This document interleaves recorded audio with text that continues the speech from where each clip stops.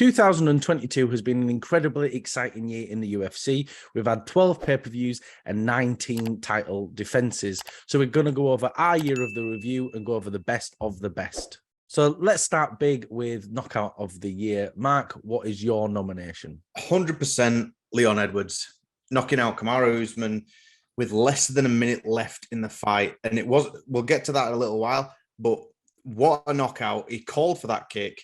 Is the corner advice that they gave him in between every round. You go back and watch that, Dwayne. And then he came out in the 5th round, did it, never been done to Kamaru Usman in the UFC at least, goes out and then just what a devastating kick. I don't think you can really say anything else but Leon. I am going to say something else though, and I think it's Michael Chandler knocking out Tony Ferguson, because I feel like Tony Ferguson has had such a long period of time where he's had this big, strong iron chin. I think I even said it in our predictions that no way is Tony Ferguson getting knocked out here. Chandler will probably get a decision.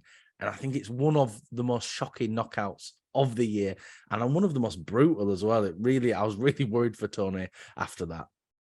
I do remember you predicting that Tony Ferguson, there is no chance of him getting knocked out and then being proved utterly wrong. The Dwain curse. Yeah, it's the bloody Drake curse, to be honest with you. Yeah. But yeah, I mean, as brutal as that was, I think it just takes that shine off it with Tony's recent fights, just before that, the couple of years hiatus that he's had. And with how dominant a champion as Kamaru is, many regarded him as the number one pound for pound. And Leon, how, pardon the pun, rocky his journey has been, especially recent years. Bad luck, injuries, eye pokes, cancelled fights, getting punched by certain people backstage, that kind of thing. All that to come out and then knock the dominant champion out with less than a minute left in the last round in the main event. That's my case that I'm presenting.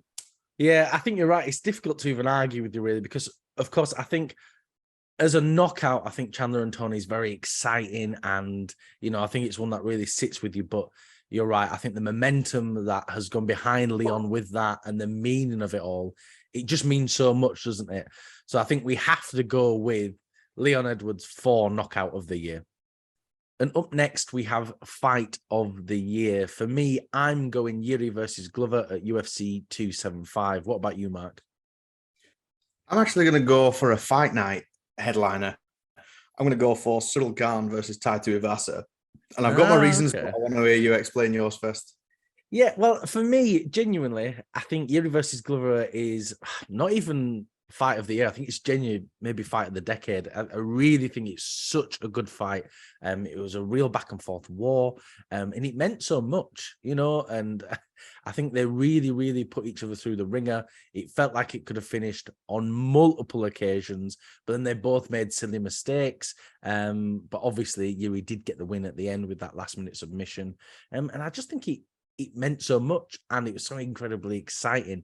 But yeah, I think your fight's really, really interesting as well with Ty versus Gane. Why have you picked that? Yeah, you can't argue against that. Yuri and Glover was one of, if not the best fight of this year, like hands down. But maybe my choice has got a little bit of bias in it, Dwayne, just because I'm a big Ty fan. But in the sense of, if you didn't watch UFC at all and you just look at this on paper, you've got Cyril Gane, a man who looks like what men should look like in 1,000 years' time. He's going to be on the biggest war beast, big swinging the biggest sword. That's, wearing a I thought you were going to say swinging something different then. He might do. You never know. But he's got a big palace full of his enemies' heads against Taito Ivasa. Yeah. The beer swilling, shoey drinking, he quote from himself, fat and strong, knockout artist. He just comes in, stands and bangs. The fight delivered. It could have gone either way. Like, obviously, we know the outcome. We know that Gane finished Ty in the 3rd. But when Ty dropped Cyril, that was just ridiculous. And there wasn't a moment, to be honest, in that fight where I wasn't off my feet.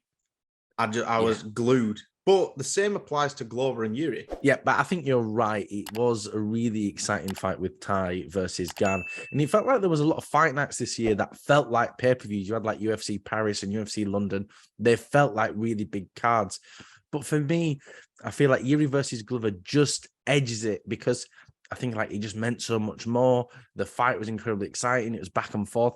I never knew who was going to win the whole way through the fight. It felt like it could have ended at any moment. And that's why I kind of want to push that forward for our fight of the year. Yeah, I'll give you that as well. And for the fact of, it was for the light heavyweight championship as well. And, you had the old man strength and Yuri Prohaska, just battling each other. I mean, yeah, the entire almost 25 minutes, my ass was making buttons throughout all that. So yeah, I'll give you that. Yeah, we'll go with Yuri versus Glover, UFC 275. So then we move from fight of the year to submission of the year. And I'm going Yuri versus Glover again, which may seem like a bit of a running theme in this video, but I just feel like it was an incredible fight. And with that submission right near the end, I did not expect Yuri Prohaska to submit Glover. But before we get into that, Mark, what is your nomination? Yeah, that was a big shock. Glover getting submitted with that little time left as well in the entire fight, not just the round. That was a shock. My submission is quite the opposite, actually. I'm nominating Tom Aspinall for submitting Alexander Volkov in the very first round and making it look effortless. The entire fight, for the duration of it, Tom looked like he did everything with ease.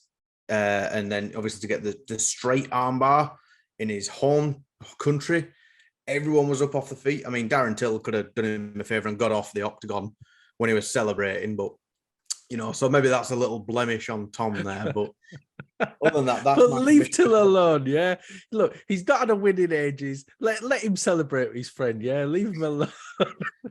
I think that's what Izzy said when he reacted to it. His friend had said, "Oh, he hasn't had a win for a while. Let him celebrate. He hasn't felt this for a long time." I mean, but no, I mean, bad for him now. Yeah, I've nominated that just because of how dominant that victory was, and obviously Tom Aspinall's rise in the UFC. We obviously all know what happened in the fight after that with Curtis Blades. But yeah, that's my argument. That's what I'm presenting forward to you. Yeah, I think you've got a really good point and you've got a lot with fight nights this time around, I've noticed. But yeah, it was an incredibly exciting fight, and it showed what a dominant fighter and how skilled Tom Aspinall is. But again, I feel like I don't want to feel like I'm just saying the same arguments over and over again. But I feel like Yuri versus Glover just had that much more momentum behind it and more meaning. And I feel like with Yuri submitting probably one of the best takedown and grapplers in that division, I did not expect it. And I don't feel like anyone did. I think everyone said if Yuri's going to win, he's going to get a knockout because he was losing on the scorecards. And, what was it left? 30 seconds of the fight, a minute of the fight, something like that. And it was so incredibly close. And for me, that's why I really want to push that one forward. But what do you think, Mark? Yeah, I mean, because I was just going off how dominant Tom Aspinall was, and obviously it was a first round submission, but I suppose you've got to look at the entire picture of that was 4 7/8 worth of a great fight in the Yuri and Glover fight. I mean, it was like Scott Steiner maths there. I was like, what? But yeah, I think you're probably right in that sense, yeah, because you kind of take it as a whole, don't you? The submission's just a tiny part of the fight. You watch that, it's up and down, it's back and forth. It's like watching a bloody rom-com, then a horror at the same time. Yeah, it's strange. So yeah, I'll go with that one. I'll roll over for you again. Okay, well, I think we're in agreement there then. Yuri Prohaska submitting Glover Teixeira is our submission of the year. And then we go into pay-per-view of the year. Mark, what's your nomination for this? 100% hands down. Maybe it's recency bias, but I'm going to say UFC 281. Obviously, we had Alex Pereira knocking out Israel Adesanya. We had Zhang Weili beating Carla Esparza. We had a war with Dustin Poirier and Michael Chandler, and the prelims were on fire as well. The rest of the main card was, but let's hear what you've nominated first. Yeah, I'm going, I think UFC 275.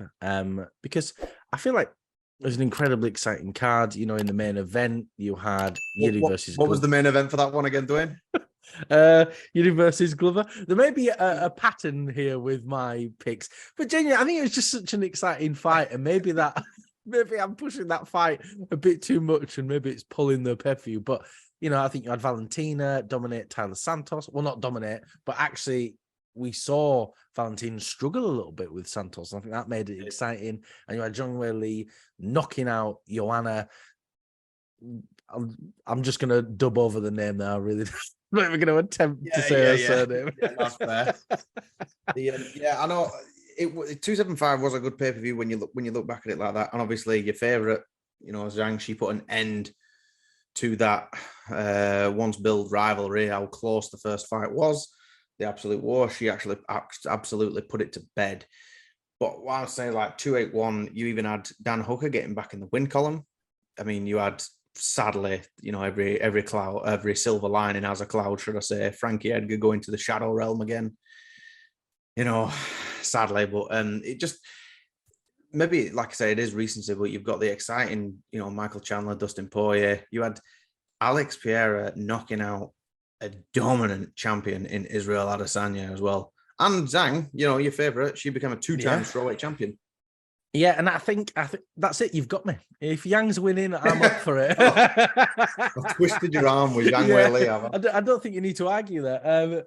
But yeah, as much as I want to push 275, I think you're right. I think 281, you know, like you say, maybe there is some recency bias, but it probably is the best card of the year because, like, you know, you've got Brad Riddell, Dominic Reyes, Molly McCann on the prelims as well. Whereas 271, I don't remember it having a particularly good prelims, at least not that I can remember. And I think the fights are actually more exciting on 281 now that I've thought about it more. Overall, you know, I still think that Yuri versus Glover is the best fight of the year, but one good fight doesn't make a good pay-per-view, does it?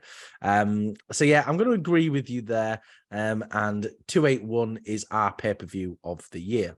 And now we're going into a slightly different one with promo of the year. Mark, what is your promo of this year? Well, to be honest, I had to go through and have a good look, and I was actually shocked that I'd forgot about it.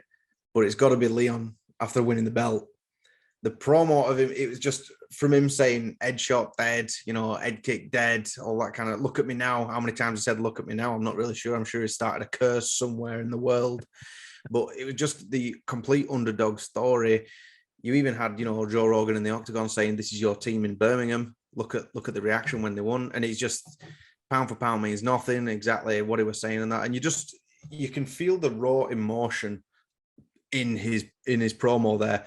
That wasn't scripted. He didn't come out with a script. He didn't want to call anyone out, say that he was the absolute top dog, the absolute dog's bollocks. He just came out and you could just feel it was such an underdog story. Look at me now. Look at me. Yeah. I told you I'd do it. I told you I'd do it. Doubt me now, etc. All that kind of stuff. Exactly like a Rocky movie. Again, pardon the pun. Yeah, I think that's a really good point. And I think that promo with Leon was excellent, but I'm going to go slightly more down the pro wrestler route almost with Michael Chandler after he knocked out Tony Ferguson. Yeah. He was calling out everyone left, right, and center. I feel like he really got the whole crowd behind him.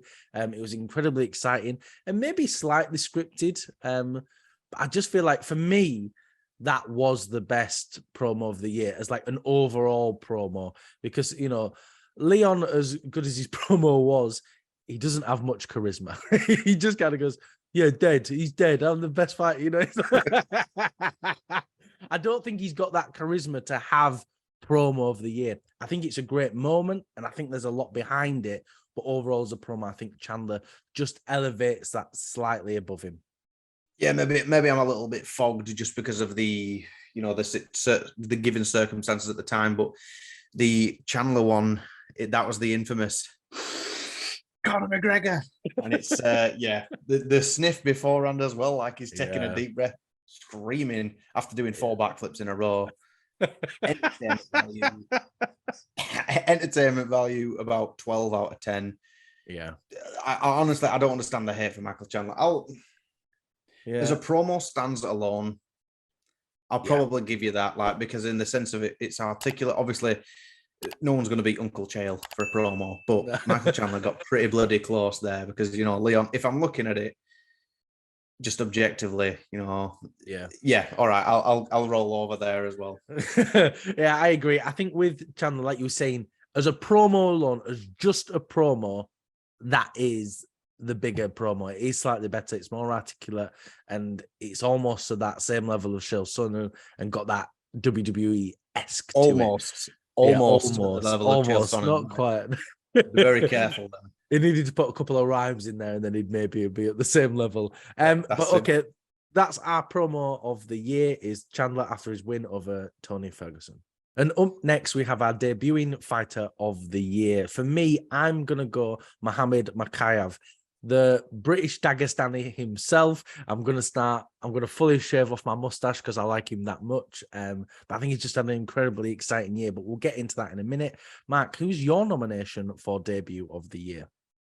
Again, maybe I'm just following a hype train, but Raul Rosas Jr., the kid, and I'm saying that with enthusiasm, the kid was 17 when he got signed. You know, did the Dana White Contender Series, and then very recently at UFC 282, he came in against Jay Perrin, a guy who's 10 years older than him, and submitted him in the first round. Now, it's just having that as your UFC debut on an event. He was on an event. It wasn't just on, like, you know, the very early prelims of a fight night card. There's going to be all eyes on him throughout his career, unless it gets derailed, but that's a topic for another time. But every single time he fights, maybe because of his age, draws people in. Look at Chase Hooper. That's what drew people in, like, you know, even a couple of years ago on that, because he's still very young as well. But this, with it being the train of this is the youngest fighter they've ever signed, I think it comes with that tag for a good few years now as well. So that's why I'm nominating him. Yeah, definitely. I think Rose Jr., he had a great debut with that first round submission. There is a lot of hype around him and there's a lot of excitement. And I think maybe if it was a popular vote, I think he'd definitely get this. But for me, I think Mohammed Makayev's had a better debuting year overall. He's had 3 fights this year. You know, a first round submission, exactly the same as Rosa. He had a decision win and then another submission right at the last second of the third round. You know, he made 2 fight nights and then a pay-per-view. And I feel like there's a lot of future for Mohammed Makayev. And I would not be surprised if we see him as the flyweight champion in the next couple of years. I think there's a lot of excitement around him. But it's difficult for me because I do think Rosas is good. But like you were saying with the hype train, is it just that?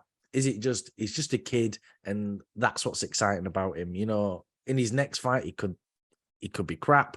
Whereas with Mohammed Makayev, I think he had 3 fights, shown how good he is and shown his talent. And that's why I really want to push Mohammed forward for this. Yeah, that consistency value of it, I guess. Maybe it's just bad timing because, I mean, if we're talking debuting fighter of the year, like their debuting year, not just their fight, if he's had the 3, and, you know, Rosas, maybe because it's just bad timing. If he'd have debuted in January, something, maybe we'd be having a different conversation right now. But it is what it is. Going off that alone, the 3 wins in the UFC, I'll probably bow my head to you there in that sense. Just as, you know, like most of what I'm saying is probably the hype and the noise around Raul, as opposed to, you know, like no one's really, as stupid as this sounds, fans I'm talking, not like analysts or actual fighters or anything, no one really talks about his actual skill level. They all just talk about his age. Yeah, no, 100%. I said it to my housemate. I'm like, well, watch this guy. He's 17. That's the first thing you say, isn't it? You don't say, oh, he's great at this, that, and the other. That's not your selling point because everyone's got a black belt or whatever it is, you know. But the selling point there is that he's so young. He's 18 now, I think. Yeah, I think he is 18 now. I think when he had his first fight technically in UFC when he was signed, he was 18. But still, he could possibly be the youngest champion ever in the UFC and maybe beat John Jones's record in that. But yeah, I think we're in agreement there. Sorry? I was going to say potentially, but I mean, the kid, you know, he can knock people's heads off in a cage, but he still can't play Call of Duty without his mum's permission legally. That is a good point.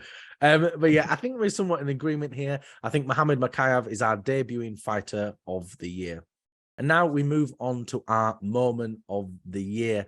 I am going to nominate Zhang Weili defeating Carla Esparza and regaining her title. Thing is, she's my favorite fighter, Mark. I can't help it. It's a big moment for me, and it's a big moment for her.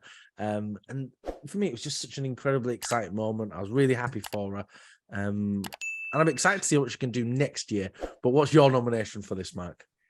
I hope you two make each other very happy, Dwayne. You've got something to Look, she doesn't know I exist, all right? But she makes me happy, okay? Well, that's all you need, then, isn't it? I'm going to nominate again. I'm probably sound like I'm on the tails here, but I'm going to nominate Leon.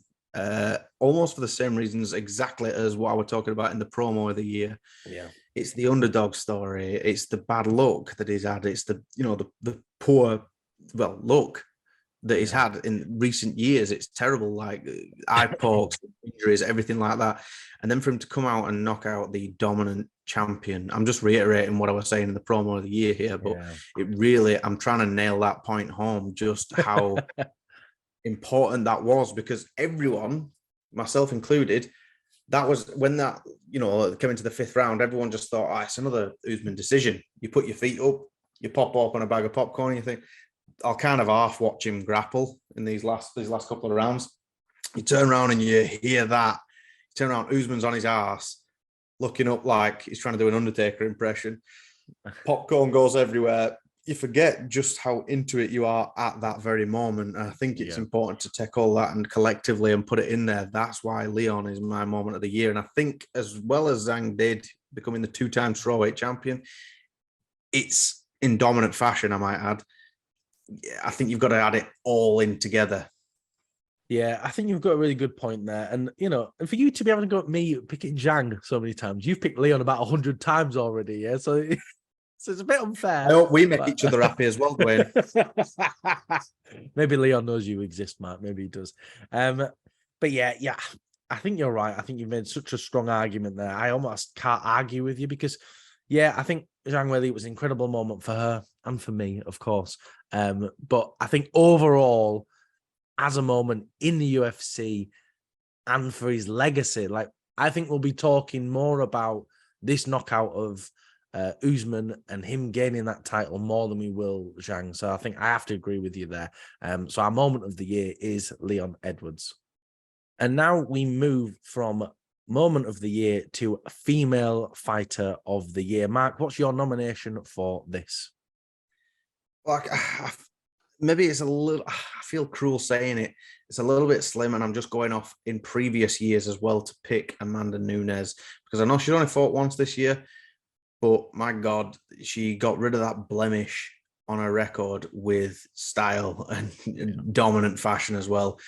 After coming off UFC 269 with a loss to Juliana Pena that shocked the world, probably the biggest shock that I think anyway in UFC history ever.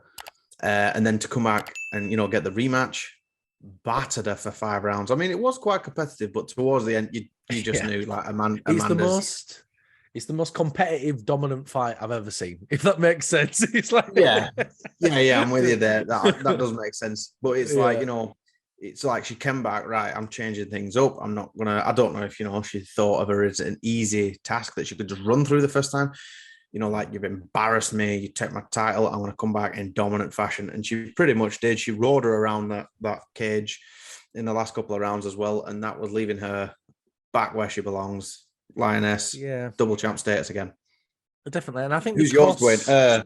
I'll just reiterate a guess. Who's yours is? Well, I'm thinking of maybe going Talia Santos or someone. Yeah, maybe, or maybe Valentina, or maybe Jessica Andrade.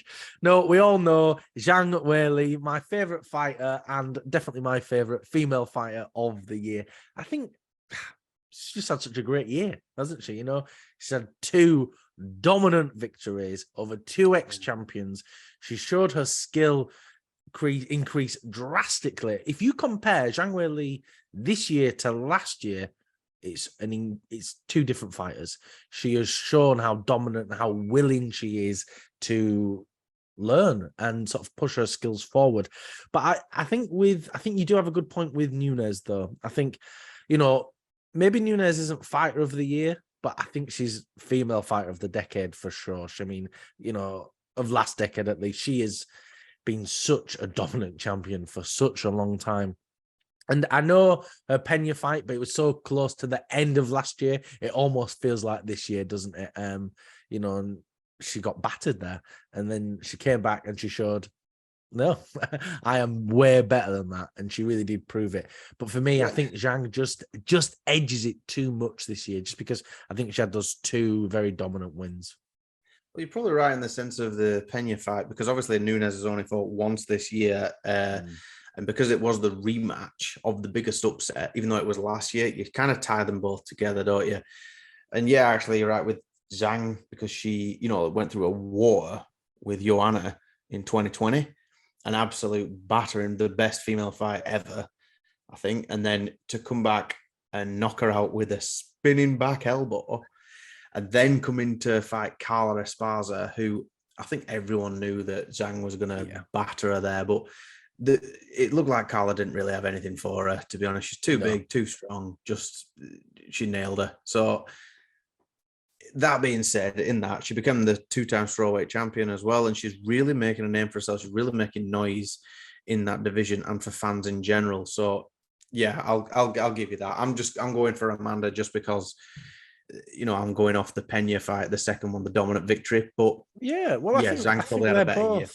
Yeah, I agree as well. But I think they're both incredible fighters. And I think the female fighters, especially at that top end this year, have been amazing. Really, really good. You've got Valentina in there as well. Tyler Santos nearly, really pushed Valentina to the furthest we've seen in a long time. But yeah, I think we're in agreement here. Oh, sorry. No, just because don't forget we had Carla Esparza and Rose Namajunas as well. That absolute war. So yeah, our winner of the female quickly move on. But yeah, we're going for Zhang Weili as female fighter of the year. And now we move on to the big one, male fighter of the year. Mark, what's your nomination for this? Well, I know he's not been in the UFC for too long at all, but I'm going to go for Alex Pereira. He has been making so much noise ever since he got here. Obviously, he's right on the coattails that he was the only guy to knock Israel Adesanya out in kickboxing. He had 2 wins over him. He went to decision once in the UFC, but other than that, he's been steamrolling everyone. Knocked out Sean Strickland in the first round. He made Sean Strickland look like he was playing alone in the dark by himself on a PlayStation 1 when his parents aren't home. He looks terrified in there. And then he showed him, you will find out, and then to come into that fight with Izzy, look, let's face it. Look, I'm nominating Alex, but Izzy was winning that fight. Let's face it. Yeah. Again, until the last round. It seems to be an ongoing theme this year. Yeah, championships really changing hand in the last round. We've had middleweight, welterweight championships, and the light heavyweight all changing hand in the last round. And to do that to Israel Adesanya, never seen that happen in the UFC before. He's 3-0 against the guy now, so I'm picking Alex Pereira. Like I said, he hasn't been in there long, but he's making a lot of noise. What about yourself? Yeah, 100%. I think Alex Pereira, he's had a really great year, but I'm going to go with Alexander Volkanovski. I think he has had an excellent year. He came in and he took, what was it, Korean Zombie? It wasn't fully last minute, but there was a replacement of a fight there, wasn't he? He was supposed to fight Max Holloway, but then Korean Zombie came in and took that shot instead, and he dominated Korean Zombie. He made Zombie look like he shouldn't be in there, and it made me feel bad for him. Really, I thought even Volk said that, didn't he? He said that. I started to feel bad for the guy because it was a 4th round stoppage, though, wasn't it? But yeah, it just. I remember you had a bet for Korean Zombie to finish him in the first 60 seconds of the fight. The second most exciting 60 seconds of your life, then, to be honest. Well, I wish it was 60 seconds. But anyway, moving on. I think Volk. And then he came back and he had another fight with Max Holloway and he dominated Holloway. And I was shocked. I mean, I did feel like Volk had beaten Max the other 2 times as well, quite fairly. And I know a lot of people thought, oh, well, Max actually won, but I think he makes great adjustments and he's always developing as a fighter. And he really showed that. He beat Max all 5 rounds. And then to top it off, he became pound for pound in the rankings. And then he put himself as a backup fighter for Islam Makhachev versus Charles Oliveira. I don't think I've ever seen any other champion do that.